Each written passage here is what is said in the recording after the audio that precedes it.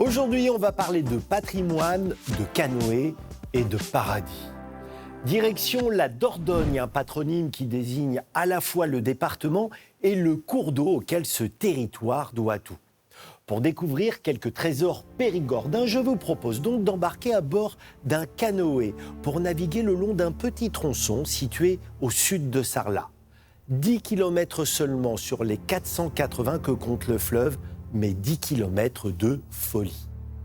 On passe, pour commencer, au pied du village de Dôme, perché à 150 mètres sur un piton rocheux.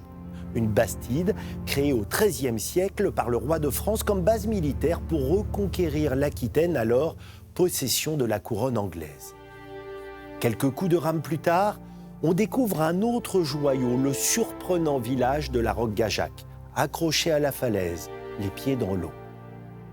La cité médiévale fut un important port gabarier. Réputée imprenable, elle devint le refuge des évêques de Sarlat. À chaque méandre, chaque cingle, comme l'on dit ici, on découvre une nouvelle merveille. Ici, les jardins de Marquessac, une folie à l'italienne créée au XIXe siècle avec 150 000 pieds de buis taillés. Là, le majestueux château de Castelnau. Il a vécu tous les grands moments de l'histoire de France. Croisade contre les Cathares, guerre de 100 ans, guerre de religion. Plus en aval, sur l'autre rive, le terminus de cette excursion aquatique, la forteresse de Beynac. Bâtie sur un à-pic vertigineux qui fait office de défense naturelle, elle est l'une des plus impressionnantes places fortes de France. Mais le plus beau des patrimoines de la Dordogne, c'est sans aucun doute la Dordogne elle-même. Les renoncules aquatiques qui au printemps lui donnent des airs de tableaux impressionnistes attestent de la qualité de ses eaux.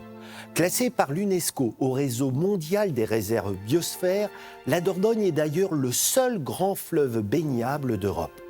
En cheminant au milieu des falaises calcaires, il dessine des paysages d'une grande douceur.